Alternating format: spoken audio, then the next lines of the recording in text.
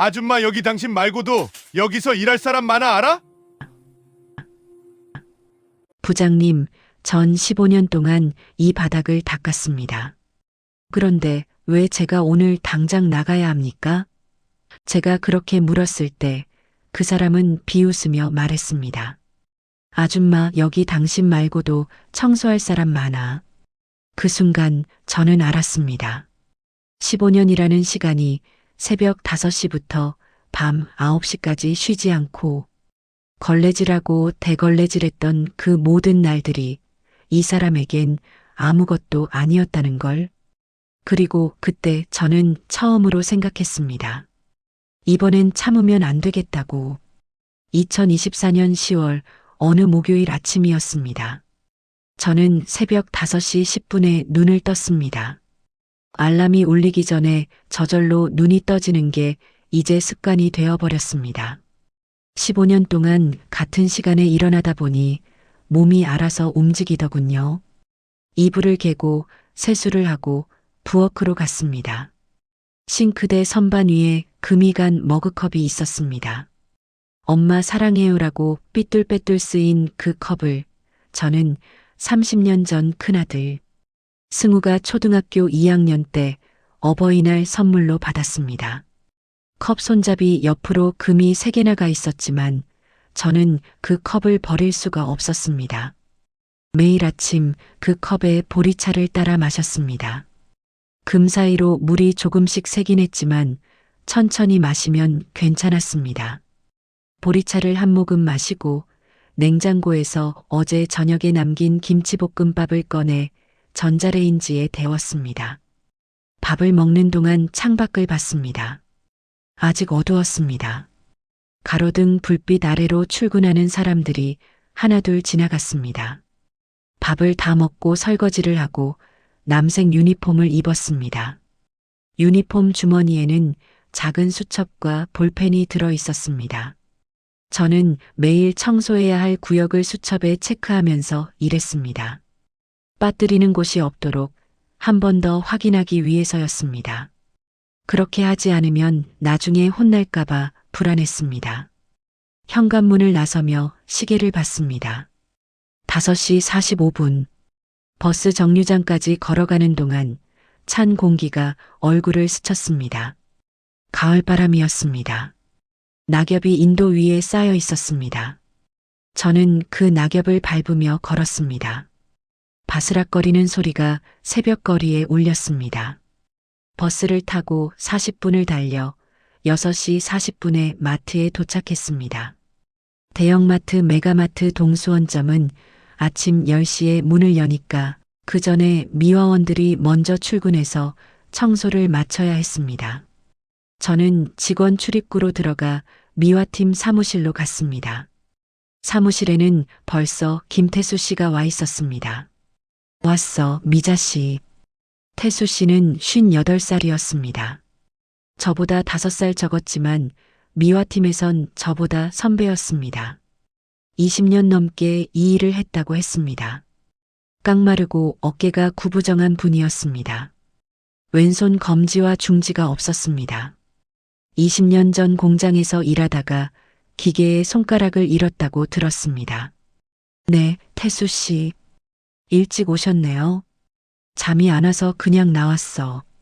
요즘 허리가 아파서 자리에 누워있기가 힘들어. 태수 씨는 그렇게 말하며 허리를 주무르더군요. 저는 사물함에서 대걸레와 걸레, 청소용 카트를 꺼냈습니다. 오늘 제가 맡은 구역은 1층 식품 매장과 2층 계단, 그리고 3층 고객 화장실이었습니다. 수첩에 적힌 체크리스트를 한 번 더 확인했습니다. 7시가 되자 다른 미화원들도 하나둘 출근했습니다. 모두 5명이었습니다. 저와 태수 씨, 그리고 50대 후반에서 60대 초반의 아주머니들. 우리는 서로 인사를 나누고 각자 구역으로 흩어졌습니다. 저는 1층 식품 매장부터 시작했습니다. 대걸레를 밀며 바닥을 닦았습니다. 어젯밤 문을 닫은 후에도 바닥엔 발자국과 먼지가 남아 있었습니다. 저는 천천히 구석구석 닦아나갔습니다. 대걸레를 밀 때마다 허리가 조금씩 아팠지만 이 정도는 괜찮았습니다. 15년 동안 해온 일이니까요. 바닥을 다 닦고 계단으로 올라갔습니다. 계단 손잡이를 걸레로 닦고 계단 모서리에 낀 먼지를 솔로 털어냈습니다. 그러다 문득 손잡이에 비친 제 얼굴이 보였습니다. 주름진 얼굴, 허리가 조금 굽은 모습, 64의 나이가 그대로 드러나 있었습니다. 속으로 생각했습니다. 벌써 이렇게 늙었구나. 하지만 곧 고개를 저었습니다. 생각해봤자 소용없는 일이었습니다. 저는 다시 걸레를 들고 계단을 닦았습니다. 3층 화장실로 올라갔을 때 8시 30분이었습니다. 화장실 청소는 가장 신경 쓰이는 일이었습니다. 손님들이 쓰는 공간이니까 조금이라도 더러우면 바로 민원이 들어왔습니다. 저는 변기를 하나하나 닦고 거울을 닦고 바닥을 걸레질했습니다. 손이 시렸고 세정제 냄새가 코를 찔렀지만 참았습니다. 화장실을 다 닦고 나오는데 복도에서 누군가 저를 불렀습니다. 한미자 씨. 돌아보니 박준혁 부장이었습니다. 박 부장은 39살이었습니다. 이 마트의 총괄 부장으로 매장 운영 전반을 관리하는 사람이었습니다. 키가 크고 정장을 말끔하게 차려입고 머리를 매끈하게 넘긴 모습이었습니다. 언제나 턱을 들고 사람을 내려다보듯 바라보는 습관이 있었습니다. 네, 부장님. 저는 허리를 숙여 인사했습니다. 오늘 오전 10시에 미화팀 전체 회의 있어요. 미화팀 사무실로 모두 모여요. 네, 알겠습니다. 박 부장은 더 이상 말없이 돌아서서 갔습니다. 저는 그 뒷모습을 보며 가슴이 조금 답답해졌습니다. 회의라니. 무슨 일이지? 좋은 일로 부르는 경우는 거의 없었습니다. 보통은 일을 더 시키거나 뭔가 잘못된 걸 지적하거나 아니면 계약 조건을 바꾸는 이야기를 할 때였습니다. 10시가 되었습니다. 미화팀 사무실에 5명이 모두 모였습니다. 저와 태수 씨, 그리고 박술래 씨, 이영자 씨, 최정혜 씨, 모두 긴장한 표정으로 앉아 있었습니다. 박 부장이 문을 열고 들어왔습니다. 다들 모였네요. 좋아요. 박 부장은 의자에 앉지 않고 서서 말했습니다. 오늘 여러분을 부른 이유는 본사에서 새로운 효율화 방침이 내려왔기 때문입니다. 효율화 방침.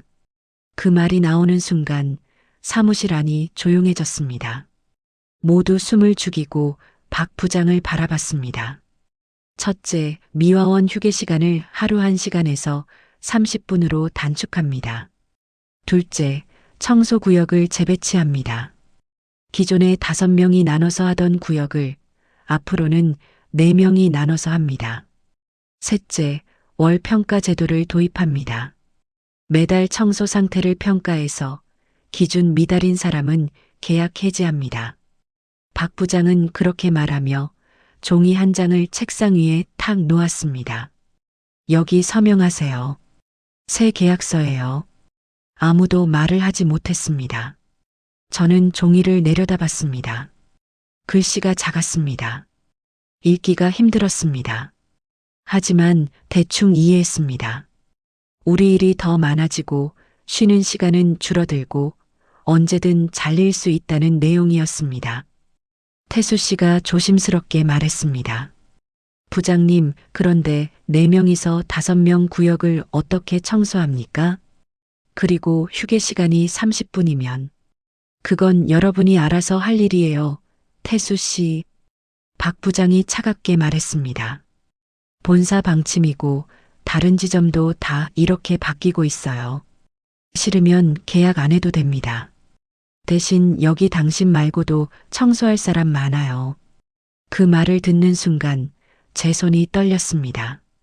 청소할 사람 많아요. 그 말이 귓가에 맴돌았습니다. 박술래 씨가 작은 목소리로 말했습니다. 그럼 서명 안 하면 어떻게 되는 건가요? 당연히 계약해지죠. 다음 달부터 안 나오셔도 됩니다. 박 부장은 시계를 보며 말했습니다. 자, 오늘 퇴근 전까지 서명해서 제 책상에 갖다 놓으세요. 그럼 수고하세요. 박 부장은 그렇게 말하고 사무실을 나갔습니다. 문이 닫히자 사무실 안이 무거운 침묵에 잠겼습니다. 태수 씨가 한숨을 쉬었습니다. 이게 뭐야? 이건 거의 사람을 쥐어짜는 거잖아. 박순례 씨가 말했습니다. 그래도 어쩌겠어요. 서명 안 하면 당장 나가야 하는데. 이영자 씨가 고개를 숙인 채 말했습니다. 나도 돈이 필요해서 서명할 수밖에 없을 것 같아요. 저도 마찬가지였습니다. 저는 이 일로 한 달에 160만 원을 받았습니다. 많은 돈은 아니었지만 저에겐 필요한 돈이었습니다. 월세, 공과금, 밥값, 병원비. 이 돈 없이는 살 수가 없었습니다. 하지만 속으로는 분했습니다. 15년 동안 이 바닥을 닦았는데 나한테 이럴 수 있나? 그 생각이 목구멍까지 올라왔지만 입 밖으로 꺼내지 못했습니다. 말해봤자 소용없다는 걸 알았습니다. 그리고 혹시라도 찍혀서 더 불이익을 당할까봐 두려웠습니다. 저는 그날 퇴근할 때 새 계약서에 서명을 했습니다. 다른 미화원들도 모두 서명을 했습니다. 집으로 돌아오는 버스 안에서 저는 창밖을 바라봤습니다. 해가 지고 있었습니다. 하늘이 붉게 물들었습니다. 사람들이 퇴근길에 지친 얼굴로 버스에 올라탔습니다. 저도 지쳤습니다. 몸도 지쳤지만 마음도 지쳤습니다. 집에 도착해서 현관문을 열고 들어갔습니다. 불을 켰습니다. 조용한 집이었습니다. 혼자 사는 지 3년이 되었습니다. 큰아들 승우는 서울에서 노무사 일을 하고 작은아들은 결혼해서 분당에 살았습니다. 부엌으로 가서 금이 간 머그컵에 보리차를 따랐습니다. 컵을 들고 거실 창가에 섰습니다. 보리차를 한 모금 마셨습니다. 금 사이로 물이 조금 새어 손가락에 흘렀습니다. 저는 손가락을 닦으며 생각했습니다. 오늘도 견뎠구나. 하지만 가슴 한쪽이 답답했습니다. 내일도 모레도 계속 이렇게 견뎌야 하는 걸까? 그 질문에는 답이 없었습니다. 저는 그냥 컵을 싱크대에 놓고 저녁을 차렸습니다. 냉장고에 있던 김치찌개를 데우고 밥을 퍼서 혼자 먹었습니다. 밥을 먹는 동안 휴대폰이 울렸습니다. 큰아들 승우였습니다. 여보세요, 승우야. 어머니, 저예요. 오늘 어떻게 지내셨어요? 응, 그냥 평소처럼 일했지. 힘드시죠? 괜찮아. 이 정도는 할만해. 저는 거짓말을 했습니다. 아들한테 걱정 끼치고 싶지 않았습니다. 어머니, 요즘 목소리가 좀 힘들어 보이세요. 혹시 무슨 일 있으세요? 아니야, 아무 일도 없어. 그냥 나이 들어서 그런가 봐. 그러시면 안 돼요. 제가 주말에 내려갈게요. 아니야, 괜찮아. 넌 일 바쁘잖아. 괜히 내려오지 마. 어머니, 승우의 목소리가 조금 떨렸습니다. 저는 아들이 걱정하는 게 느껴졌습니다. 승우야, 진짜 괜찮으니까 걱정 마. 엄마는 강해. 네. 그래도 힘드시면 꼭 말씀하세요. 알았어. 전화를 끊고 저는 한숨을 쉬었습니다. 강하다고 했지만 과연 그런가? 저는 금이 간 머그컵을 다시 들고 창밖을 바라봤습니다. 밤이 깊어가고 있었습니다. 아파트 불빛들이 하나둘 켜졌습니다. 그 순간 속으로 이런 생각이 스쳤습니다.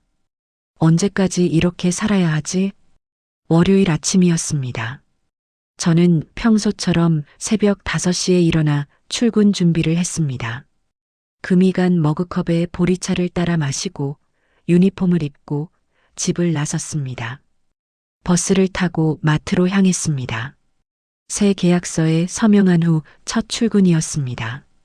마트에 도착하니 미화팀 사무실에 공지문이 붙어 있었습니다. 미화구역 재배치 안내. 저는 공지문을 읽었습니다. 제 구역이 바뀌어 있었습니다. 기존에는 1층 식품 매장, 2층 계단, 3층 화장실이었는데 이제는 1층 식품 매장, 2층 전체, 3층 화장실, 그리고 지하 주차장 입구까지 맡게 되었습니다. 거의 1.5배가 늘어난 것이었습니다. 태수 씨가 옆에서 공지문을 보며 말했습니다. 미자 씨, 우리 구역 다 늘어났네. 이거 시간 안에 다 끝낼 수 있을까? 글쎄요. 해봐야 알겠죠. 저는 그렇게 말했지만 속으로는 불안했습니다. 7시부터 청소를 시작했습니다. 1층 식품 매장을 대걸레로 닫고 2층으로 올라갔습니다. 2층은 의류 매장과 생활용품 매장이 있는 넓은 공간이었습니다. 바닥도 넓고 선반 사이사이도 닦아야 했습니다. 허리를 숙여 대걸레를 밀며 바닥을 닦았습니다. 한 번, 두 번, 세 번. 반복적인 동작이 계속되었습니다. 허리가 점점 아파왔습니다. 하지만 멈출 수 없었습니다. 10시 문 열기 전까지 다 끝내야 했으니까요. 2층을 다 닫고 3층 화장실로 올라갔을 때 시계를 봤습니다. 9시 10분. 아직 지하 주차장 입구가 남았는데 서둘러 화장실을 닦았습니다. 변기, 세면대, 거울, 바닥. 평소보다 빠르게 움직였습니다. 손이 미끄러졌습니다. 걸레를 떨어뜨렸습니다. 다시 주워서 닦았습니다. 9시 40분. 화장실을 나와 지하로 내려갔습니다. 주차장 입구 바닥을 대걸레로 닦기 시작했습니다. 숨이 찼습니다. 등에 땀이 흘렀습니다. 그때 누군가 제 뒤에서 말했습니다. 한미자 씨. 돌아보니 박 부장이었습니다. 네, 부장님. 저는 숨을 고르며 대답했습니다. 아직 청소 안 끝났어요? 조금만 더 하면 끝납니다. 10시까지 다 끝내야 해요. 손님 들어오는데 청소하고 있으면 보기 안 좋아요. 네, 알겠습니다. 박 부장은 그렇게 말하고 돌아섰습니다. 저는 다시 대걸레를 잡았습니다. 손에 힘을 주어 바닥을 닦았습니다. 손가락이 저렸습니다. 허리가 욱신거렸습니다. 마침내 10시 3분 전에 모든 청소를 끝냈습니다. 미화팀 사무실로 돌아와 카트를 정리하고 의자에 주저앉았습니다. 숨을 크게 들이마셨습니다. 온몸이 무거웠습니다. 태수 씨가 사무실로 들어왔습니다. 태수 씨도 땀을 흘리고 있었습니다. 미자 씨, 끝났어? 네, 겨우 끝냈어요. 나도 겨우 끝냈어. 이거 매일 이렇게 하면 몸이 남아나질 않겠는데. 태수 씨는 그렇게 말하며 물을 마셨습니다. 박술래 씨와 이영자 씨도 하나둘 들어왔습니다. 모두 지친 표정이었습니다. 오늘 휴게 시간 30분밖에 없잖아.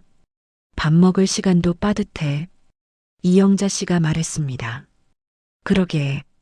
도시락 싸왔는데 급하게 먹어야겠네. 우리는 12시부터 12시 30분까지 휴게실에서 점심을 먹었습니다. 저는 집에서 싸온 김밥을 꺼내 먹었습니다. 빨리 먹어야 해서 제대로 씹지도 못하고 삼켰습니다. 목이 메었습니다. 물을 마셨습니다. 30분이 정말 짧게 느껴졌습니다. 휴게 시간이 끝나고 오후 청소가 시작되었습니다. 오후에는 손님들이 다니는 중에도 청소를 해야 했습니다. 바닥에 떨어진 쓰레기를 줍고 카트가 지나간 자리를 닦고 화장실을 수시로 점검했습니다. 오후 4시쯤 3층 화장실을 점검하러 갔습니다. 화장실에 들어가 보니 변기 하나가 막혀 있었습니다. 물이 넘칠 것 같았습니다. 저는 서둘러 뚫어뻥을 가지러 미화팀 사무실로 갔습니다. 뚫어뻥을 들고 다시 화장실로 돌아와 변기를 뚫었습니다. 물이 내려갔습니다. 변기 주변을 닦고 바닥에 튄 물을 걸레질했습니다. 그 일을 마치고 나오는데 복도에서 박 부장이 저를 불렀습니다. 한미자 씨, 잠깐만요. 네, 부장님. 저는 걸음을 멈추고 박 부장을 바라봤습니다. 박 부장은 휴대폰을 들고 있었습니다. 화면을 제게 보여주며 말했습니다. CCTV 확인했는데 여기 2층 의류 매장 코너. 오전에 청소 제대로 안 된 것 같은데요? 화면에는 의류 매장 한쪽 구석이 보였습니다. 바닥에 먼지가 조금 보였습니다. 저는 말을 하려다 멈췄습니다. 그 구석은 제 구역이 맞았습니다. 하지만 오전에 분명히 닦았는데 손님들이 지나다니면서 다시 먼지가 생긴 것 같았습니다. 제 구역 맞습니다. 오전에 닦았는데 오후에 다시. 제가 설명하려는데 박 부장이 말을 끊었습니다. 오전에 닦았으면 오후까지 깨끗해야죠. 미자 씨, 청소를 대충 하신 거 아니에요? 아닙니다. 제가 분명히. 그럼 지금 당장 가서 다시 닦으세요. 네, 알겠습니다. 박 부장은 그렇게 말하고 가버렸습니다. 저는 그 자리에 서서 한동안 움직이지 못했습니다. 속으로 억울한 마음이 들었습니다. 오전에 분명히 닦았는데, 하지만 말해봤자 소용없다는 걸 알았습니다. 저는 다시 2층으로 올라가 그 구석을 닦았습니다. 퇴근 시간인 저녁 9시가 되었습니다. 저는 카트를 정리하고 유니폼을 벗어 사물함에 넣었습니다. 거울을 봤습니다.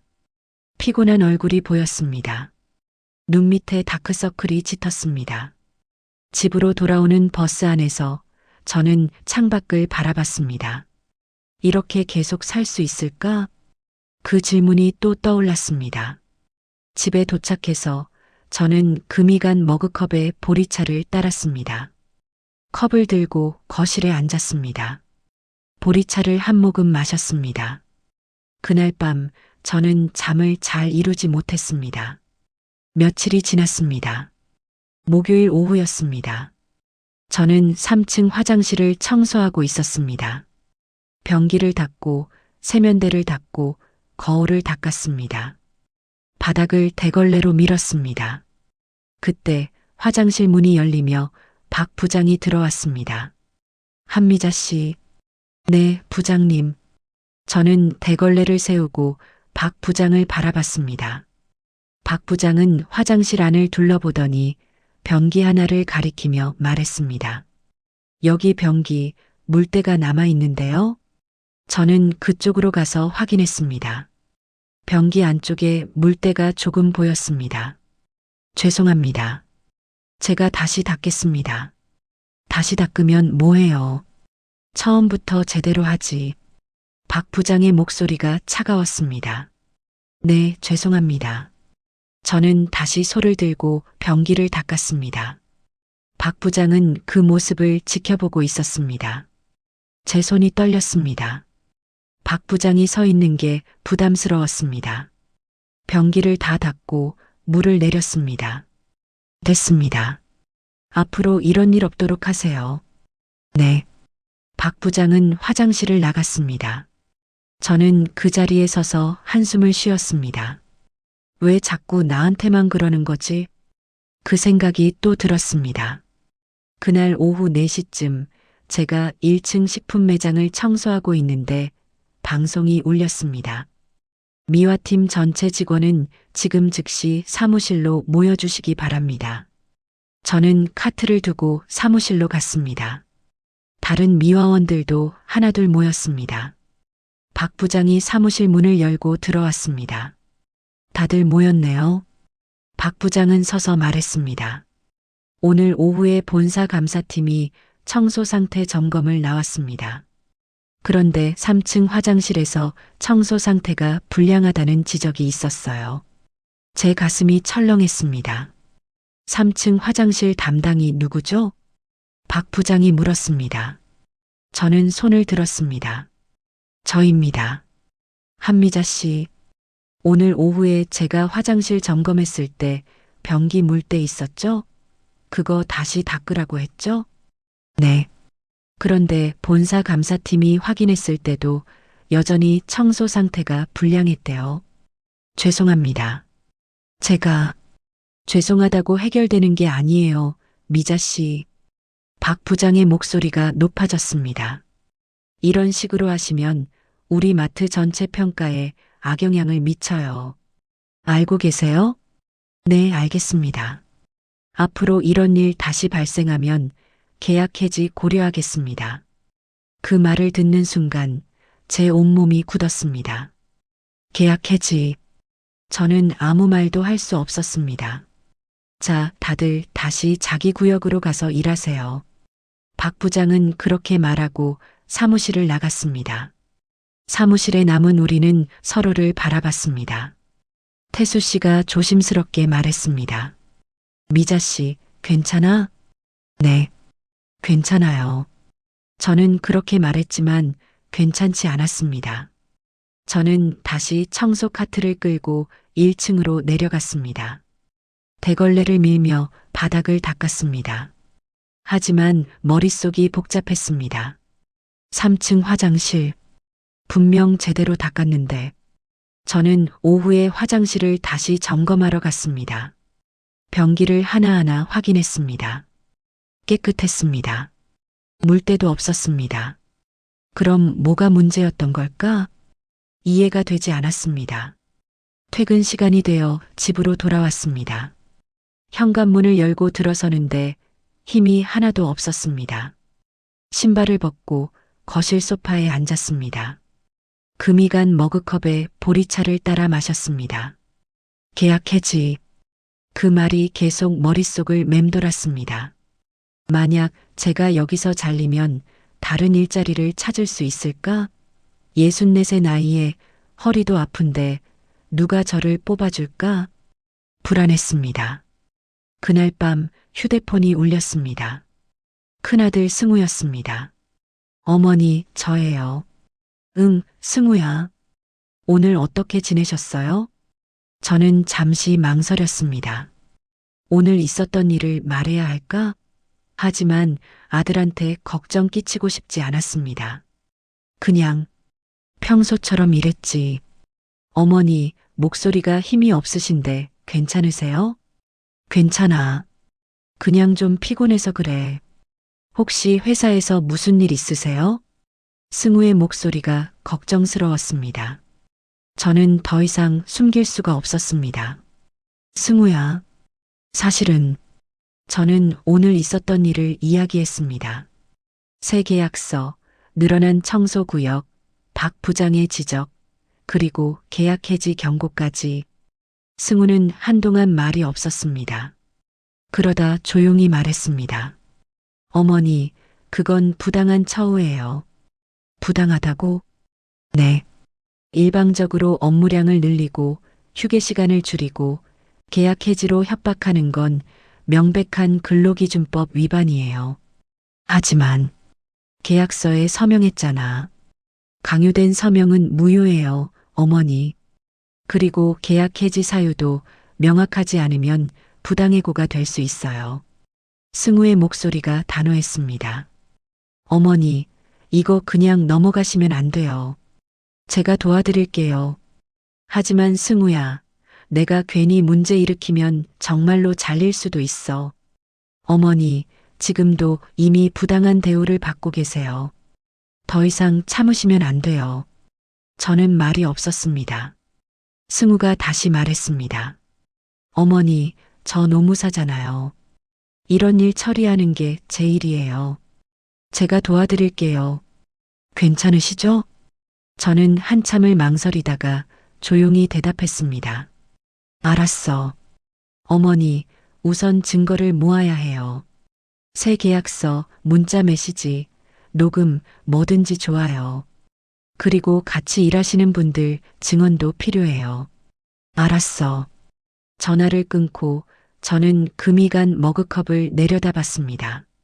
컵에 금이 보였습니다. 그 금 사이로 물이 조금씩 샜습니다. 저는 생각했습니다. 이번엔 참으면 안 되겠다. 다음 날 아침 저는 평소처럼 출근했습니다. 하지만 마음속으론 다짐하고 있었습니다. 증거를 모으자. 승우의 말대로 이 모든 부당한 일들을 기록하고 증거로 남겨야 했습니다. 저는 사물함에서 청소도구를 꺼내며 주머니에 휴대폰을 넣었습니다. 평소에는 사물함에 두고 일했지만 오늘부터는 항상 가지고 다니기로 했습니다. 청소를 시작했습니다. 1층 식품 매장을 닦으며 주변을 살폈습니다. CCTV가 어디에 있는지, 청소 상태를 어떻게 확인하는지 눈여겨봤습니다. 오전 10시쯤 박 부장이 지나갔습니다.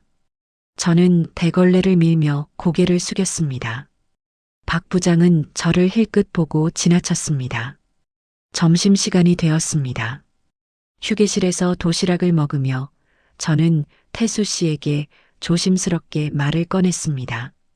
태수 씨, 저 혹시 하나 물어봐도 될까요? 응, 뭔데? 요즘 일이 너무 힘들지 않으세요? 태수 씨는 도시락을 내려놓고 한숨을 쉬었습니다. 힘들지. 구역도 늘어나고 휴게 시간도 줄어들고 이거 사람 쥐어짜는 거야. 그죠? 저도 그렇게 생각해요. 그래도 어쩌겠어. 참아야지. 여기 아니면 갈 데가 없잖아. 태수 씨의 목소리가 체념적이었습니다. 저는 조금 더 조심스럽게 물었습니다. 태수 씨, 혹시 우리가 노동청에 신고하면 안 될까요? 태수 씨는 깜짝 놀란 표정으로 저를 바라봤습니다. 뭐, 노동청? 미자 씨, 정신 차려. 그랬다간 우리 다 잘려. 하지만 이건 부당한 거잖아요. 부당하긴 하지. 근데 우리가 뭘 할 수 있겠어? 우린 그냥 청소하는 사람들이야. 말해봤자 소용없어. 태수 씨는 그렇게 말하며 다시 밥을 먹기 시작했습니다. 저는 더 이상 말하지 못했습니다. 오후에 청소를 하던 중 박 부장이 또 저를 불렀습니다. 한미자 씨. 네, 부장님.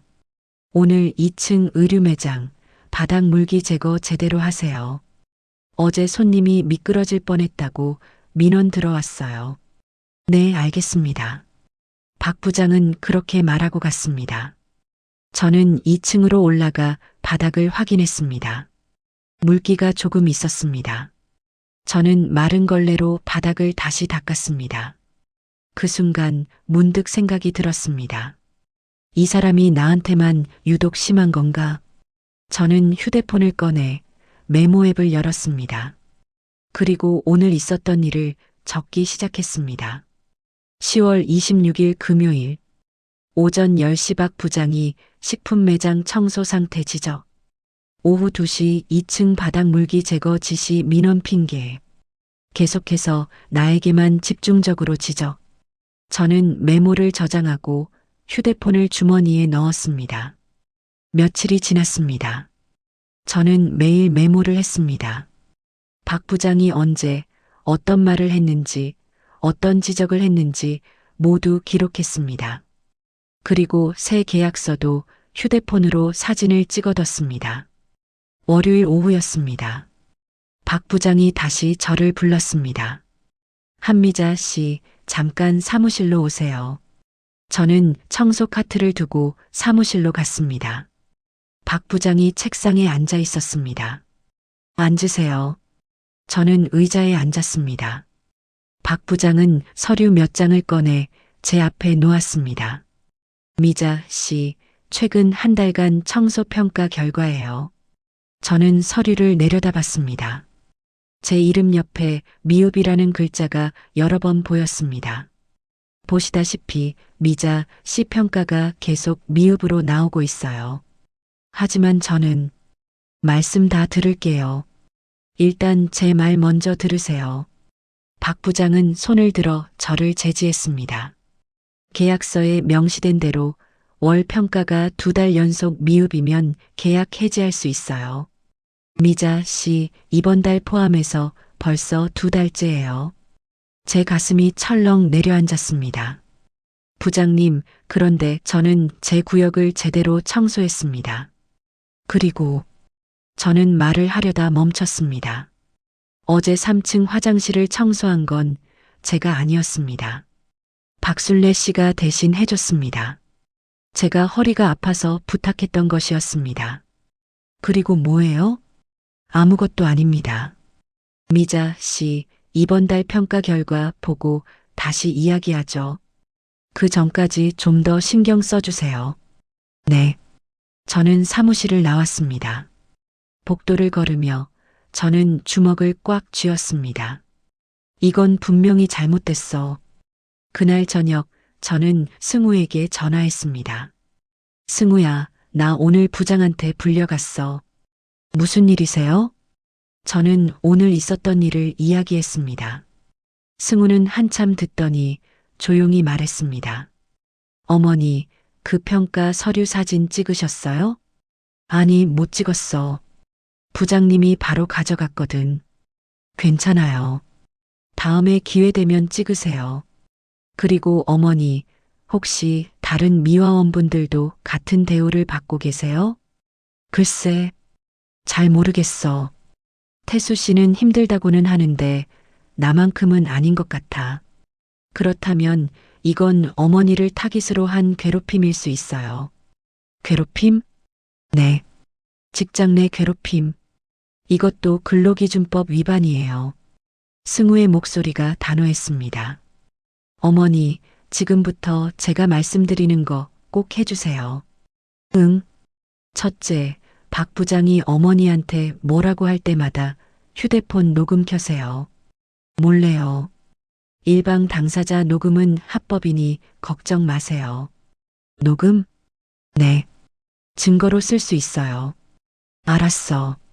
둘째, 같이 일하시는 분들한테 조심스럽게 물어보세요. 어머니만 그런 대우를 받는지 아니면 다들 그런지. 그건 어렵지 않을까? 어려워도 해야 해요, 어머니. 증언이 필요해요. 저는 한참을 망설이다가 대답했습니다. 알았어. 그리고 어머니, 절대 포기하지 마세요. 제가 옆에 있잖아요. 응, 알았어. 전화를 끊고 저는 금이 간 머그컵을 들었습니다. 보리차를 따라 마시며 창밖을 바라봤습니다. 녹음을 하라고? 저는 휴대폰을 꺼내 녹음 앱을 찾아봤습니다. 사용법을 익혔습니다. 며칠 후 수요일 오전이었습니다. 박 부장이 또 저를 불렀습니다. 한미자 씨, 오늘 3층 화장실 청소 상태 확인했는데 거울에 물때 남아있더라고요. 저는 재빨리 주머니에 손을 넣어 휴대폰 녹음 버튼을 눌렀습니다. 죄송합니다. 제가 다시 닦겠습니다. 매번 다시 닦는다고 하면 뭐해요? 처음부터 제대로 하지. 네, 알겠습니다. 이러니까 평가가 안 좋게 나오는 거예요. 알겠어요? 네. 박 부장은 그렇게 말하고 갔습니다. 저는 주머니에서 휴대폰을 꺼내 녹음을 멈췄습니다. 녹음 파일을 저장했습니다. 이제 증거가 하나 생겼다. 점심시간에 저는 박술래 씨에게 조심스럽게 말을 꺼냈습니다. 술래 씨 혹시 요즘 부장님이 술래 씨한테도 자주 지적하세요? 박술래 씨는 고개를 저었습니다. 아니 별로. 가끔 확인하러 오긴 하는데 그냥 그러려니 해. 그럼 나한테만 유독 심한 걸까? 글쎄 그런 것 같기도 하고. 미자 씨, 왜 그래? 혹시 무슨 일 있어? 저는 잠시 망설이다가 말했습니다. 사실은 부장님이 나한테 계속 평가 미흡이라고 하고 계약 해지 이야기까지 했어. 진짜? 그건 좀 심한데. 박술래 씨가 걱정스러운 표정을 지었습니다. 술래 씨 혹시 나중에 내가 부탁하면 증언 좀 해줄 수 있어? 증언? 무슨 증언? 내가 청소 제대로 했는지, 부장님이 나한테만 유독 심하게 했는지 그런 거. 박술래 씨는 잠시 망설이더니 조용히 말했습니다. 미자 씨, 그거 괜히 건드렸다간 우리까지 피해 볼 수 있어. 알아. 하지만 나는 이대로 당하고만 있을 수 없어. 박순례 씨는 한숨을 쉬었습니다. 미안해, 미자 씨. 나도 내 일자리가 소중해서 섣불리 말하기 힘들어. 저는 고개를 끄덕였습니다. 괜찮아. 이해해. 하지만 속으로는 쓸쓸했습니다. 역시 혼자구나. 그날 저녁 집으로 돌아와 금이 간 머그컵에 보리차를 따랐습니다. 컵을 들고 거실에 앉았습니다. 휴대폰을 꺼내 오늘 녹음한 파일을 다시 들어봤습니다. 박 부장의 목소리가 들렸습니다. 매번 다시 닦는다고 하면 뭐해요? 처음부터 제대로 하지. 저는 녹음을 멈추고 승우에게 파일을 전송했습니다. 잠시 후 승우에게서 전화가 왔습니다. 어머니, 녹음 파일 잘 받았어요. 이 정도면 괜찮아요. 진짜? 네. 계속 이렇게 모으세요. 그리고 어머니, 다른 분들 증언은 어때요? 다들 거절했어. 자기 일자리가 소중하다고. 승우는 한참 말이 없었습니다. 그래도 괜찮아요, 어머니. 어머니 혼자서라도 할 수 있어요. 정말? 네. 제가 도와드릴게요. 어머니, 조금만 더 힘내세요. 응, 알았어. 전화를 끊고 저는 금이 간 머그컵을 내려다봤습니다. 컵에 금이 보였습니다. 그 금은 30년 전부터 있었습니다. 하지만 저는 이 컵을 버리지 않았습니다. 이 컵이 저를 닮았다고 생각했습니다. 금이 가 있어도 여전히 쓸 수 있는, 깨지지 않고 버티는. 저는 컵을 꼭 쥐고 생각했습니다. 나도 버틸 수 있어. 조금만 더. 2주일이 지났습니다. 저는 계속 증거를 모았습니다. 박 부장이 저를 부를 때마다 녹음을 했고 메모를 남겼습니다. 녹음 파일이 5개 모였습니다. 모두 박 부장이 저에게 부당하게 대하는 내용이었습니다. 그런데 박 부장도 뭔가 눈치를 챈 것 같았습니다. 목요일 오전 박 부장이 제 앞을 지나가다 멈춰 섰습니다. 한미자 씨. 네, 부장님. 요즘 뭐 하세요? 청소하고 있습니다. 아니, 그게 아니라 요즘 행동이 좀 이상하던데. 제 가슴이 철렁했습니다. 이상하다니요? 자꾸 휴대폰을 만지작거리고 메모하고. 뭐 하는 거예요? 아, 그냥 청소 체크리스트 확인하는 거예요. 체크리스트? 박 부장은 의심스러운 눈빛으로 저를 바라봤습니다. 네. 빠뜨리는 곳 없으려고요. 그래요. 그럼 계속 일하세요. 박 부장은 그렇게 말하고 갔습니다. 하지만 저는 알았습니다. 박 부장이 저를 의심하고 있다는 걸. 조심해야 해. 그날 저녁 저는 승우에게 전화했습니다. 승우야, 박 부장이 나를 의심하는 것 같아. 어머니, 괜찮아요. 어머니는 아무 잘못도 안 하셨어요. 계속 증거만 모으세요. 알았어. 그런데 승우야, 이제 어떻게 해야 해? 어머니, 증거가 충분히 모였으면 이제 본격적으로 대응할 준비를 해야 해요. 대응? 네. 노동청 진정이나 본사 신고를 할 수 있어요. 제가 어머니 증거를 검토해보고 가장 좋은 방법을 찾아볼게요. 알았어. 어머니, 녹음 파일이랑 메모 다 저한테 보내주세요. 제가 정리할게요. 저는 승우에게 모든 파일을 전송했습니다. 며칠 후 월요일 오후였습니다. 청소를 마치고 미화팀 사무실로 돌아가는데 복도에서 낯선 남자를 봤습니다. 30대 중반쯤 보이는 정장을 입은 남자였습니다. 안경을 쓰고 서류 가방을 들고 있었습니다. 남자는 저를 보더니 다가왔습니다. 혹시 미화팀이세요? 네, 그런데요. 저는 본사 인사팀에서 나왔습니다. 잠깐 이야기 좀 할 수 있을까요? 본사요? 네. 최근 미화팀 관련해서 확인할 게 있어서요. 저는 긴장했습니다. 승우가 뭔가 했나? 무슨 일인데요? 여기서 이야기하긴 그러니 미화팀 사무실로 갈까요? 저는 고개를 끄덕이고 남자를 따라 사무실로 갔습니다.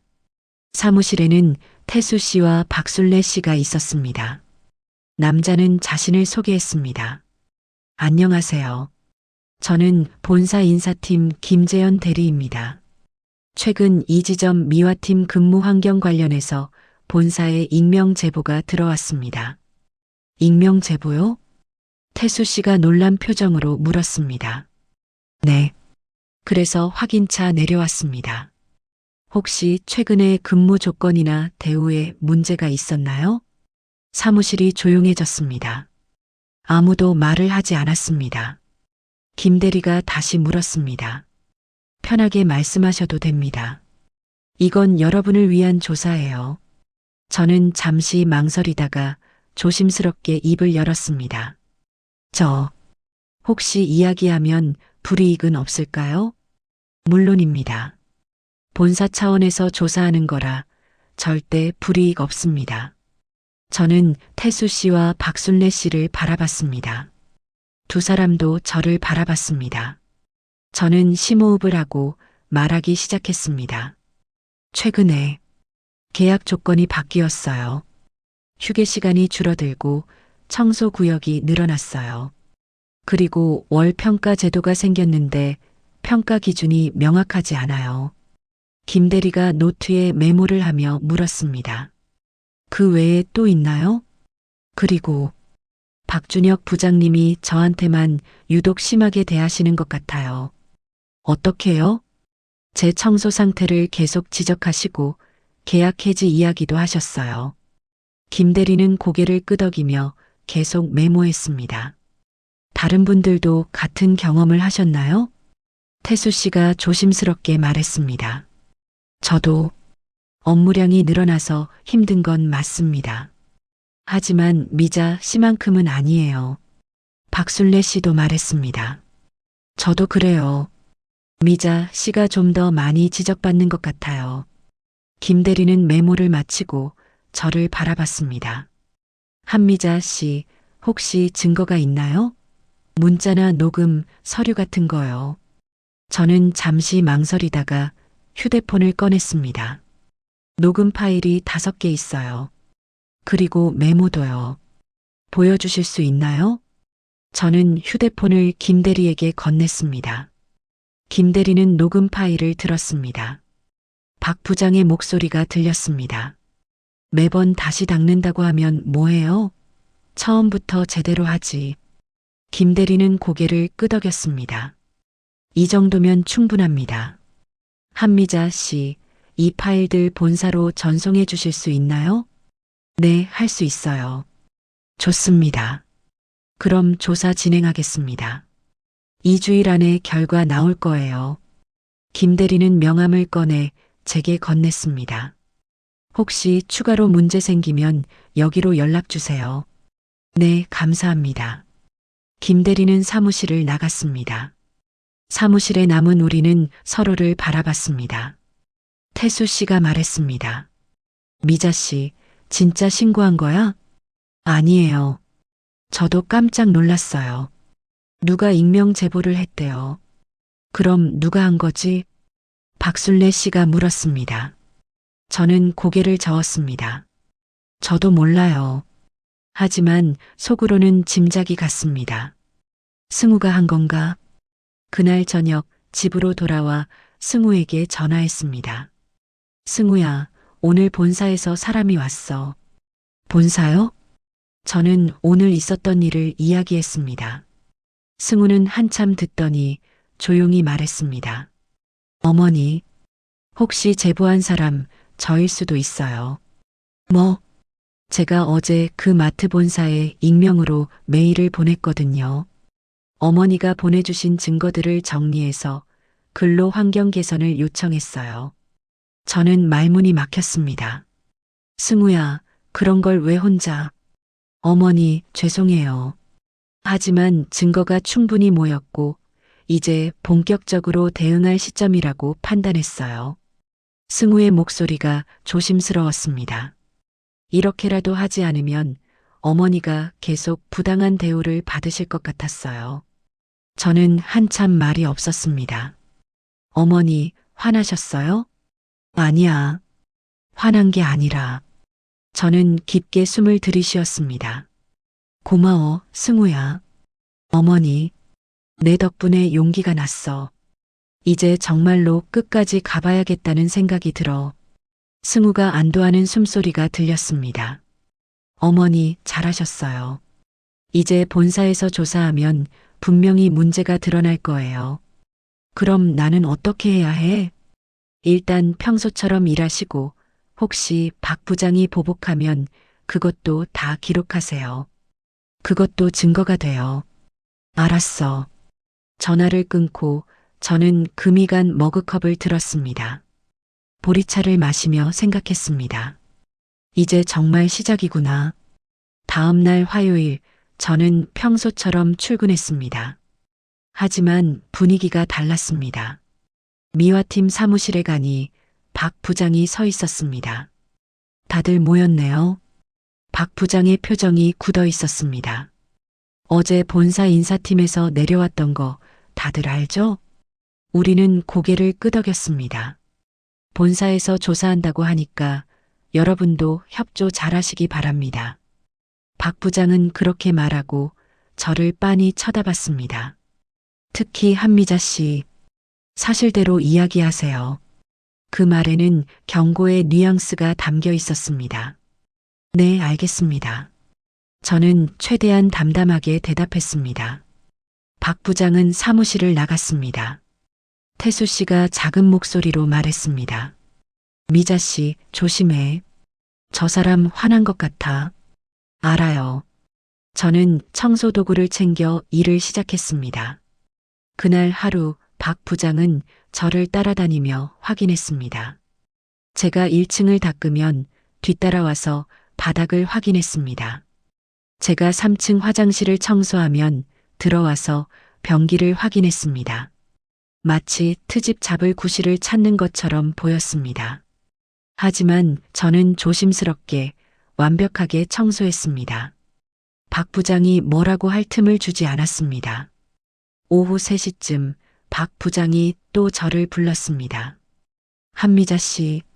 네, 부장님. 지하 주차장 입구 바닥에 오일 자국 있던데 못 봤어요? 아, 제가 확인하고 닦겠습니다. 지금 당장 가서 닦으세요. 저는 지하로 내려갔습니다. 주차장 입구를 확인했습니다. 오일 자국이 있었습니다. 하지만 그건 방금 생긴 자국이었습니다.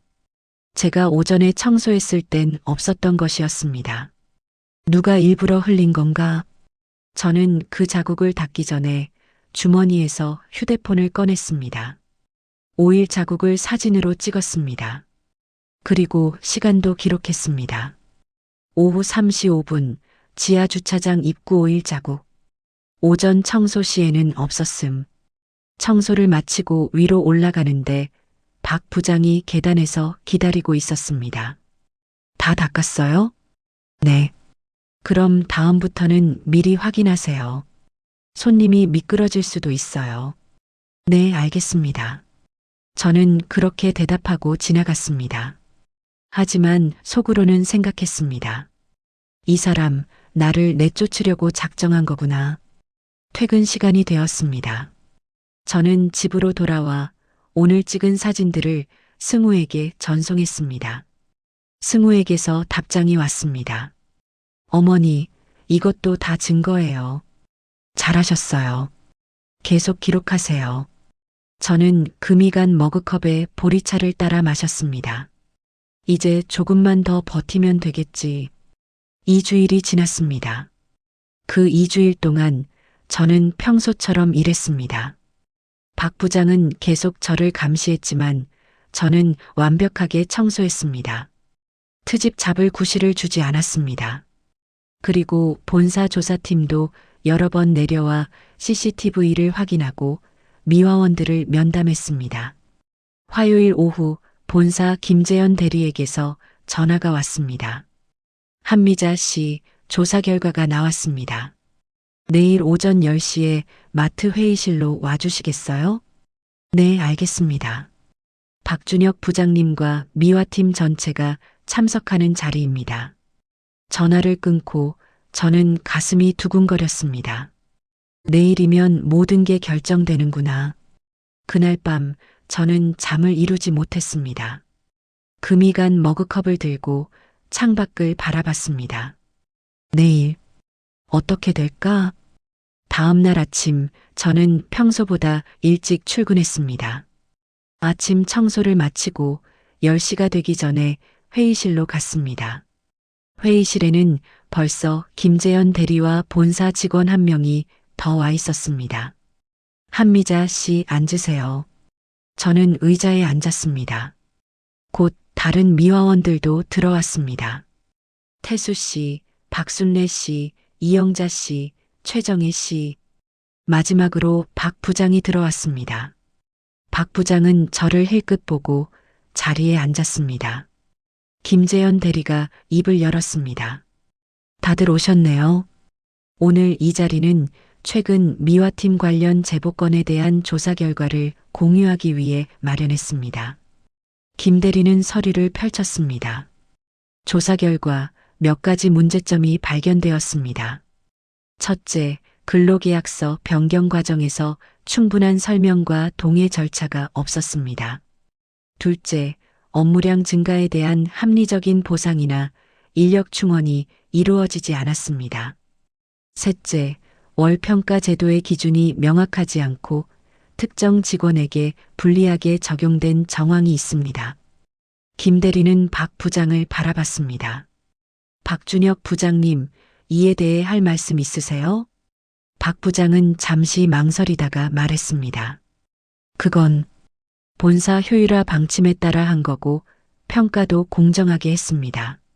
하지만 CCTV 확인 결과 한미자 씨의 청소 상태는 다른 직원들과 비교해도 양호했습니다. 오히려 부장님이 한미자 씨에게만 과도하게 지적한 정황이 포착되었습니다. 박 부장의 얼굴이 굳어졌습니다. 김 대리가 계속 말했습니다. 또한 지하 주차장 5일 작업건은 CCTV 확인 결과 한미자 씨가 오전 청소를 마친 후 발생한 것으로 확인되었습니다. 그럼에도 부장님이 한미자 씨에게 책임을 물은 것은 부적절한 처사입니다. 회의실이 조용해졌습니다. 김 대리가 최종 결론을 말했습니다. 본사 결정으로 박준혁 부장님은 직장 내 괴롭힘 혐의로 징계 처분을 받게 됩니다. 그리고 미화팀 근로 조건은 이전 상태로 복구됩니다. 한미자 씨를 포함한 모든 미화원에게 정식 사과와 함께 부당하게 줄어든 급여 및 수당을 소급 지급하겠습니다. 저는 그 말을 듣는 순간 가슴이 벅차올랐습니다. 내가 이긴 거야? 박 부장은 고개를 숙인 채 아무 말도 하지 못했습니다. 김 대리가 저를 바라보며 말했습니다. 한미자 씨, 용기 내주셔서 감사합니다. 덕분에 이 문제가 해결될 수 있었습니다. 감사합니다. 저는 그렇게 말하며 눈물이 날 것 같았지만 참았습니다. 회의가 끝나고 저는 회의실을 나왔습니다. 태수 씨와 박순례 씨가 저를 기다리고 있었습니다. 미자 씨, 수고했어. 태수 씨가 제 어깨를 두드렸습니다. 미자 씨 덕분에 우리도 대우가 나아질 것 같아. 고마워. 박순례 씨도 말했습니다.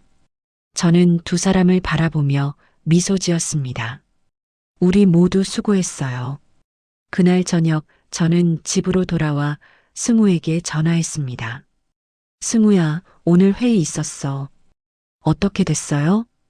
저는 오늘 있었던 일을 이야기했습니다. 승우는 한참 듣더니 조용히 말했습니다. 어머니, 정말 잘하셨어요. 다 내 덕분이야, 승우야. 아니에요. 어머니가 용기를 내셨으니까 가능했던 거예요. 승우의 목소리가 떨렸습니다.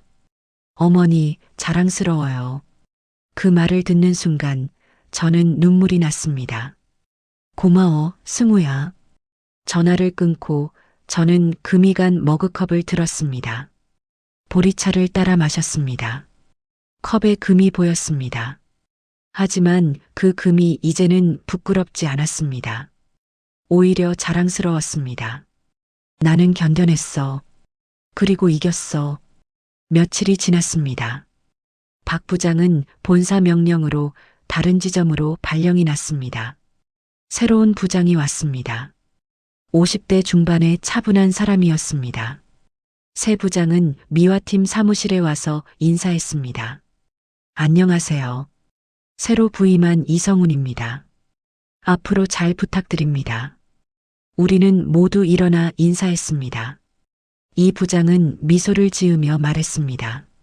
제가 들으니 최근에 힘든 일이 있으셨다고요. 앞으로는 그런 일 없도록 제가 신경 쓰겠습니다. 불편한 점 있으면 언제든 말씀해 주세요. 그 말에 저는 안도했습니다. 일상이 돌아왔습니다. 휴게 시간도 1시간으로 돌아왔고 청소 구역도 원래대로 돌아왔습니다. 저는 다시 1층 식품 매장, 2층 계단, 3층 화장실을 맡았습니다. 일이 한결 수월해졌습니다. 어느 목요일 오후 3층 화장실을 청소하고 있는데 화장실 문이 열렸습니다. 젊은 여자 손님이 들어오더니 저를 보고 말했습니다. 아줌마, 화장실 깨끗하네요. 감사합니다. 그 한마디에 저는 가슴이 따뜻해졌습니다. 아, 네. 감사합니다. 손님이 나가고 저는 거울을 닦으며 생각했습니다. 이래서 이 일을 하는구나.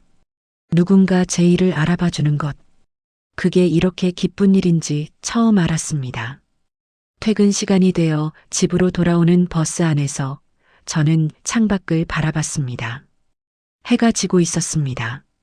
하늘이 붉게 물들었습니다. 예전에는 이 시간이 그저 피곤하고 힘든 시간이었습니다. 하지만 이제는 달랐습니다. 나는 해냈어. 그런 생각이 들었습니다. 집에 도착해서 저는 금이 간 머그컵에 보리차를 따랐습니다. 컵을 들고 거실 창가에 섰습니다. 보리차를 한 모금 마셨습니다. 금 사이로 물이 조금 샜지만 이제는 신경 쓰이지 않았습니다. 이 컵은 저를 닮았습니다. 금이 가 있어도 여전히 쓸모가 있는. 그런데 며칠 후 예상치 못한 일이 생겼습니다. 토요일 오전 출근해서 사물함을 열려는데 누군가 제 어깨를 두드렸습니다. 돌아보니 박 부장이었습니다. 미자 씨, 저는 깜짝 놀랐습니다. 부장님, 여기 왜? 박 부장은 수척해 보였습니다. 얼굴에 피곤함이 역력했습니다. 미자 씨, 잠깐 이야기 좀 할 수 있을까요? 무슨 이야기요? 부탁이 있어서요. 저는 망설였습니다. 하지만 거절할 수도 없었습니다. 여기선 좀 그러니까 밖으로 나가실래요? 저는 박 부장을 따라 마트 뒤편 주차장으로 나갔습니다. 주차장에는 아무도 없었습니다. 박 부장이 입을 열었습니다. 미자 씨, 죄송합니다. 네, 제가 너무 심했습니다. 사과드립니다. 박 부장은 고개를 숙였습니다. 저는 그 모습을 보며 당황스러웠습니다. 부장님, 고개 드세요. 아니에요. 제가 잘못했어요. 박 부장은 천천히 고개를 들었습니다. 사실 저도 스트레스가 많았어요. 본사에서 실적 압박이 심했고 승진도 안 되고 그러다 보니 미자 씨한테 화풀이를 한 거죠. 박 부장의 목소리가 떨렸습니다. 그게 변명이 될 순 없죠. 제가 정말 잘못했습니다. 저는 한참을 말없이 박 부장을 바라봤습니다. 부장님, 저한테 사과하러 온 거예요? 네. 저는 천천히 입을 열었습니다. 부장님, 저도 힘들었어요. 알아요. 정말 죄송해요. 15년 동안 이 일을 하면서 한 번도 인정받은 적이 없었어요. 그냥 투명 인간처럼 살았죠. 그런데 부장님은 저를 더 투명하게 만들려고 했어요. 박 부장은 고개를 숙였습니다. 저도 사람이에요. 존중받고 싶었어요. 알아요. 제가 정말 잘못했어요. 저는 한숨을 쉬었습니다. 부장님이 진심으로 반성하신다면 앞으로 다른 사람한테는 그러지 마세요. 그게 저한테 할 수 있는 진짜 사과예요. 박 부장은 한참 저를 바라보다가 천천히 고개를 끄덕였습니다. 알겠습니다. 명심하겠습니다. 그럼 저 이만 들어가 볼게요. 저는 돌아서서 마트로 들어갔습니다. 뒤에서 박 부장의 목소리가 들렸습니다. 미자 씨, 정말 죄송합니다. 저는 대답하지 않고 계속 걸었습니다. 사물함 앞에 서서 저는 깊게 숨을 들이쉬었습니다. 이상한 기분이네. 통쾌하지도 속 시원하지도 않았습니다. 그저 복잡했습니다. 그날 저녁 집으로 돌아와 승우에게 전화했습니다. 승우야, 오늘 박 부장이 나한테 왔어. 네. 무슨 일로요? 저는 오늘 있었던 일을 이야기했습니다. 승우는 한참 듣더니 조용히 말했습니다. 어머니 잘하셨어요. 그런가? 네. 어머니는 그 사람을 용서한 게 아니라 어머니 자신을 위해 올바른 선택을 하신 거예요. 올바른 선택? 네. 복수가 아니라 정의를 선택하신 거죠. 저는 그 말을 곱씹어 봤습니다. 승우야, 근데 이상해. 이겼는데 왜 이렇게 허전하지? 승우가 말했습니다. 어머니, 그게 정상이에요. 진짜 싸움은 화려하지 않으니까요. 그냥 조용히 끝나죠. 그런가? 어머니, 그래도 어머니는 대단하세요. 정말로. 전화를 끊고 저는 금이 간 머그컵을 들었습니다. 보리차를 따라 마시며 창밖을 바라봤습니다. 밤이었습니다. 별이 보였습니다. 나는 뭘 원했던 걸까? 그 질문에 답이 떠올랐습니다. 인정받고 싶었어. 그냥 사람으로서. 그리고 이제 저는 그걸 얻었습니다. 하지만 동시에 또 다른 질문이 떠올랐습니다. 그럼 이제 뭐지? 시간이 흘렀습니다. 12월이 되었습니다. 마트는 평온했습니다. 이성훈 부장은 친절했고 미화팀 분위기도 좋아졌습니다. 저는 매일 아침 금이 간 머그컵에 보리차를 따라 마시고 출근했습니다. 1층 식품 매장을 닫고 2층 계단을 닫고 3층 화장실을 청소했습니다. 똑같은 일상이었지만 예전과는 달랐습니다. 마음이 편했습니다. 어느 수요일 오후 3층 화장실을 청소하고 나오는데 이 부장이 복도에서 저를 불렀습니다. 한미자 씨. 네, 부장님. 잠깐 사무실로 올 수 있어요? 네. 저는 이 부장을 따라 사무실로 갔습니다. 사무실에는 본사 김재현 대리도 와 있었습니다. 안녕하세요, 미자 씨. 안녕하세요, 대리님. 김 대리가 말했습니다. 오늘 좋은 소식 전하러 왔어요. 좋은 소식이요? 네. 본사에서 결정했는데 미자 씨를 포함한 미화팀 전체에게 근속 수당을 지급하기로 했어요. 그동안 못 받았던 것까지 소급해서요. 저는 깜짝 놀랐습니다. 정말요? 네. 그리고 미자 씨는 특별 공로상도 받으셨어요. 회사 내 부당한 처우를 개선하는 데 기여했다고요. 김 대리는 상장과 봉투를 제게 건넸습니다. 축하드립니다. 저는 상장을 받아들며 눈물이 날 것 같았습니다. 감사합니다. 이 부장도 박수를 쳤습니다. 미자 씨, 축하해요. 정말 대단하세요.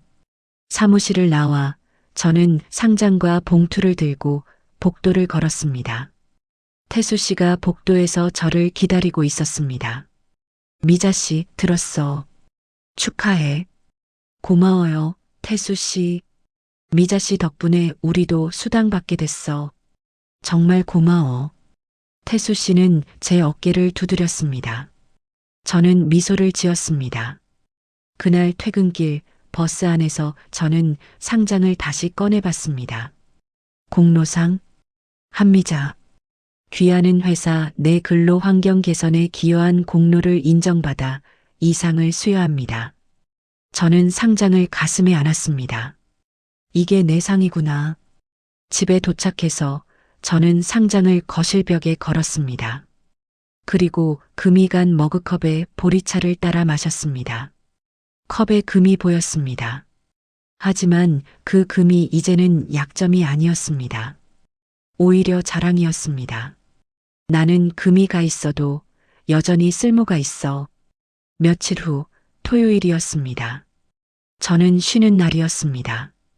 오전에 집 청소를 하고 점심을 먹고 오후에는 동네 산책을 나갔습니다.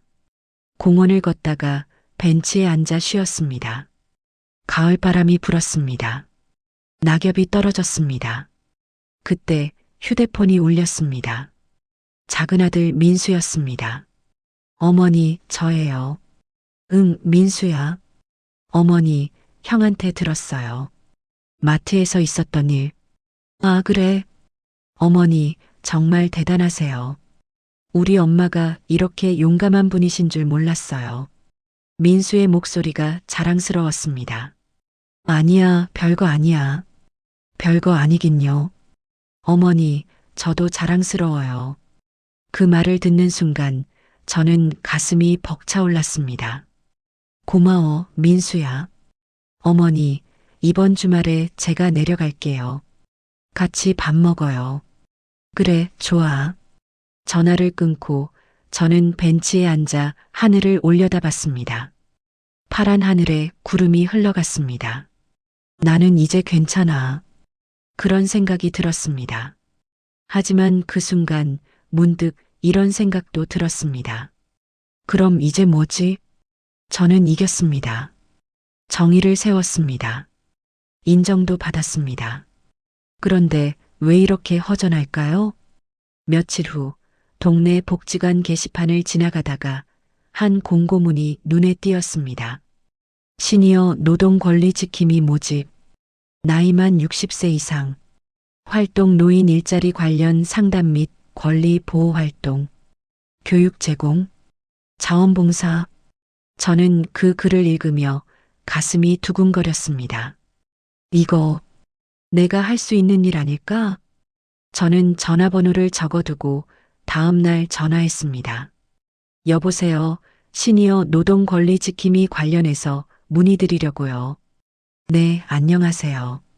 관심 가져주셔서 감사합니다. 어떻게 알게 되셨어요? 복지관 게시판에서 봤어요. 저도 신청할 수 있을까요? 물론이죠. 연세가 어떻게 되세요? 64살입니다. 아, 좋아요. 그럼 먼저 교육을 받으셔야 하는데 다음 주 월요일부터 시작하는 과정이 있어요. 참여하실 수 있으세요? 네, 할 수 있어요. 저는 그렇게 대답하며 신청서를 작성하기로 했습니다. 주말에 승우에게 전화했습니다. 승우야, 나 새로운 거 시작하려고. 네, 뭔데요? 저는 시니어 노동 권리 지킴이에 대해 이야기했습니다. 승우는 한참 듣더니 기쁜 목소리로 말했습니다. 어머니, 정말 좋은 생각이에요. 그래, 내가 할 수 있을까? 당연하죠. 어머니는 직접 경험하셨잖아요. 그 누구보다 잘하실 수 있어요. 고마워, 승우야. 어머니, 진짜 자랑스러워요. 전화를 끊고 저는 금이 간 머그컵을 들었습니다. 보리차를 마시며 생각했습니다. 이제 시작이구나. 월요일이 되었습니다. 저는 오전에 마트 일을 마치고 오후에 복지관으로 갔습니다. 교육센터는 복지관 안에 있었습니다. 교육실에 들어가니 이미 10여 명의 시니어들이 앉아 있었습니다. 모두 60대 이상으로 보였습니다. 강사가 앞에 섰습니다. 안녕하세요, 여러분. 오늘부터 시니어 노동권리지킴이 교육을 시작하겠습니다. 교육은 2시간 동안 진행되었습니다. 근로기준법, 부당해고, 직장 내 괴롭힘, 임금체불 등에 대해 배웠습니다. 저는 열심히 메모했습니다. 교육이 끝나고 강사가 물었습니다. 혹시 질문 있으신 분? 저는 손을 들었습니다. 네, 말씀하세요. 저는 최근에 직접 이런 일을 겪었어요. 부당한 대우를 받고 싸워서 이겼어요. 그런 경험을 다른 분들한테 나눠줄 수 있을까요? 강사는 미소를 지으며 말했습니다. 물론이죠. 오히려 그런 경험이 가장 큰 자산이에요. 나중에 상담할 때 큰 도움이 될 거예요. 저는 고개를 끄덕이며 뿌듯한 마음이 들었습니다. 교육이 끝나고 집으로 돌아오는 길, 저는 버스 안에서 창밖을 바라봤습니다. 해가 지고 있었습니다. 나는 이제 뭔가 할 수 있겠구나. 그런 생각이 들었습니다.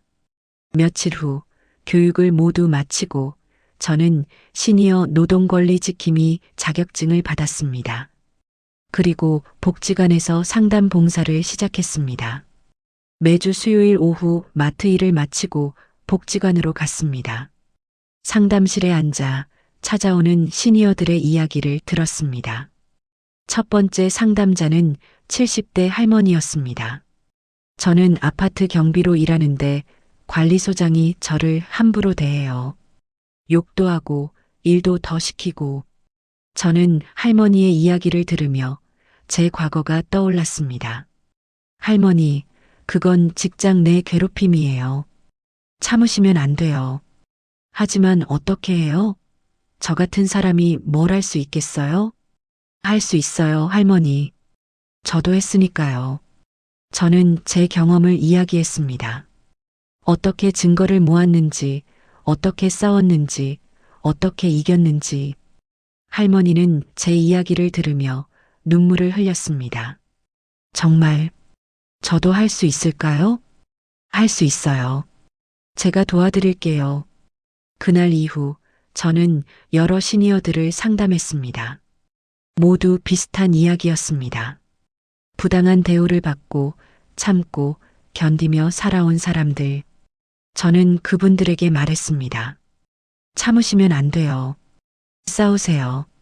그리고 제 경험을 나눠줬습니다. 어느 수요일 저녁 상담을 마치고 집으로 돌아오는 길이었습니다. 버스 안에서 저는 휴대폰을 꺼내 메시지를 확인했습니다. 지난주에 상담했던 할머니에게서 메시지가 와 있었습니다. 미자 씨 덕분에 용기 내서 노동청에 신고했어요. 조사 시작됐대요. 정말 감사해요. 저는 그 메시지를 읽으며 눈물이 났습니다. 내가 누군가를 도울 수 있구나. 집에 도착해서 저는 금이 간 머그컵에 보리차를 따랐습니다. 컵을 들고 거실 소파에 앉았습니다. 컵에 금이 보였습니다. 그 금은 여전히 거기 있었습니다. 하지만 이제 그 금이 자랑스러웠습니다. 왜냐하면 그 금은 제가 견뎌낸 증거였으니까요.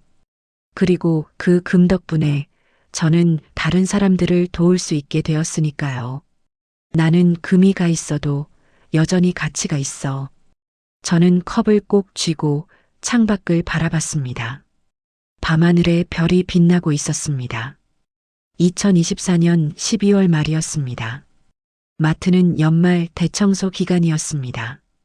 저는 평소보다 일이 많았지만 힘들지 않았습니다. 마음이 편했으니까요. 크리스마스 이브 저녁, 저는 퇴근하며 복지관에 들렀습니다. 오늘은 상담 봉사가 없는 날이었지만 강사님이 부르셨습니다. 미자 씨, 잠깐 이야기 좀 할 수 있어요? 네, 그럼요. 강사님과 저는 빈 교육실에 앉았습니다. 강사님이 말했습니다. 미자 씨, 그동안 봉사 정말 잘하셨어요. 미자 씨 덕분에 도움받은 분들이 정말 많아요. 감사합니다. 그런데 미자 씨, 혹시 이 활동을 더 확장할 생각 없으세요? 확장이요? 네.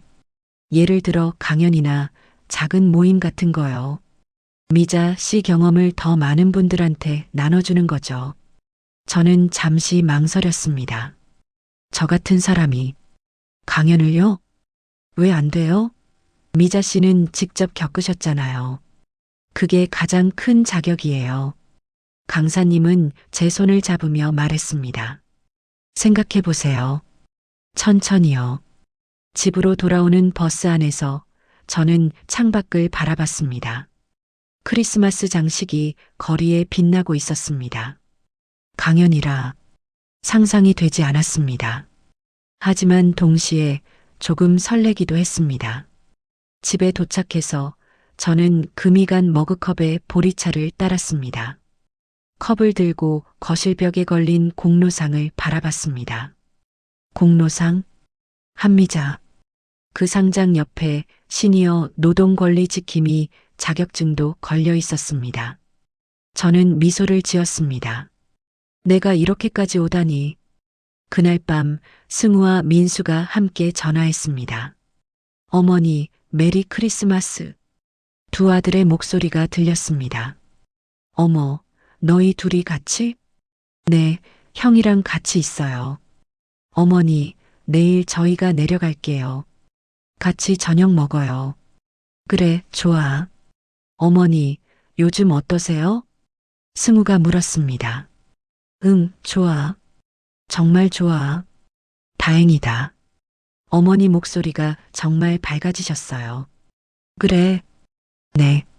예전하고 완전히 달라요. 저는 그 말을 듣고 가슴이 따뜻해졌습니다. 다음 날 크리스마스, 아들들이 내려왔습니다. 저는 아침부터 밥을 준비했습니다. 아들들이 좋아하는 갈비찜을 만들었습니다. 오후에 아들들이 도착했습니다. 어머니, 어서 와, 승우야, 민수야. 우리는 거실에 둘러앉아 밥을 먹었습니다. 어머니, 집이 밝아졌어요. 민수가 말했습니다. 그래. 네. 뭔가 분위기가 달라졌어요. 승우도 고개를 끄덕였습니다. 어머니가 웃으시니까 집도 환해 보여요. 저는 두 아들을 바라보며 미소 지었습니다. 너희들 덕분이야. 무슨 말씀이세요? 어머니가 용기 내신 거죠. 밥을 먹고 우리는 거실에서 차를 마셨습니다. 저는 금이 간 머그컵에 보리차를 따라 마셨습니다. 승우가 그 컵을 보며 말했습니다. 어머니, 그 컵 아직도 쓰세요? 응, 버릴 수가 없더라. 왜요? 이 컵이 나를 닮았거든. 금이 가 있어도 여전히 쓸 수 있는. 승우와 민수는 제 말을 듣고 서로를 바라봤습니다. 민수가 말했습니다. 어머니, 근데 이제는 새 컵 사셔도 돼요. 새 컵? 네. 어머니, 이제 금간 컵이 아니잖아요. 새로운 컵이에요. 저는 그 말을 듣고 한참을 생각했습니다. 새로운 컵? 맞는 말이었습니다. 저는 더 이상 금간 컵이 아니었습니다. 이제는 새로운 사람이었습니다. 하지만 저는 고개를 저었습니다. 아니야. 나는 이 컵이 좋아. 왜요? 이 금이 내 역사니까. 그리고 이 금 덕분에 나는 지금 여기 있을 수 있으니까. 승우와 민수는 제 말을 듣고 천천히 고개를 끄덕였습니다. 어머니 멋있어요. 저는 웃으며 보리차를 마셨습니다. 저녁이 되어 아들들이 돌아갔습니다. 저는 혼자 거실에 앉아 창밖을 바라봤습니다. 밤이었습니다. 별이 빛나고 있었습니다. 저는 금이 간 머그컵을 들었습니다. 컵에 금이 보였습니다. 그 금은 30년 전부터 있었습니다. 그 금은 제가 견뎌온 시간의 증거였습니다. 그 금은 제 약점이었지만 이제는 제 자랑이었습니다. 왜냐하면 그 금 덕분에 저는 더 강해질 수 있었으니까요. 그 금 덕분에 저는 다른 사람들을 도울 수 있게 되었으니까요. 저는 컵을 입에 가져갔습니다. 금 사이로 물이 조금 샜습니다. 하지만 괜찮았습니다. 저는 천천히 마셨습니다. 그리고 생각했습니다. 나는 64이야. 아직 늦지 않았어. 나는 금이 가 있어도 여전히 가치가 있어. 나는 이제 새로운 삶을 살 거야. 저는 컵을 내려놓고 휴대폰을 꺼냈습니다. 강사님께 메시지를 보냈습니다. 강연 해보고 싶어요. 언제부터 시작하면 될까요? 메시지를 보내고 저는 미소 지었습니다. 창밖에서 눈이 내리기 시작했습니다. 첫눈이었습니다. 저는 창가에 서서 눈을 바라봤습니다. 하얀 눈이 조용히 내렸습니다. 마치 새로운 시작을 축하하는 것처럼 저는 금이 간 머그컵을 꼭 쥐고 창밖을 바라보며 생각했습니다. 고마워, 내 인생아. 힘들었지만 나는 견뎠어. 그리고 이제 나는 새로운 길을 갈 거야. 금이 가 있어도 괜찮아. 나는 여전히 가치가 있으니까. 눈은 계속 내렸습니다. 그리고 저는 새로운 내일을 기다렸습니다. 오늘의 사연 여기까지입니다. 한미자 씨의 이야기 어떻게 들으셨나요? 여러분도 혹시 지금 힘든 일을 겪고 계신가요? 부당한 대우를 받고 계신가요? 기억하세요. 여러분도 충분히 가치 있는 사람이라는 걸요. 금이 가 있어도 여전히 빛날 수 있다는 걸요. 여러분은 지금 어디에서 누구와 함께 이 이야기를 듣고 계신가요? 댓글로 들려주세요. 여러분의 이야기도 듣고 싶습니다. 오늘 사연이 마음에 남으셨다면 구독과 좋아요, 알림 설정도 부탁드립니다. 다음에 또 좋은 이야기로 찾아뵙겠습니다. 감사합니다.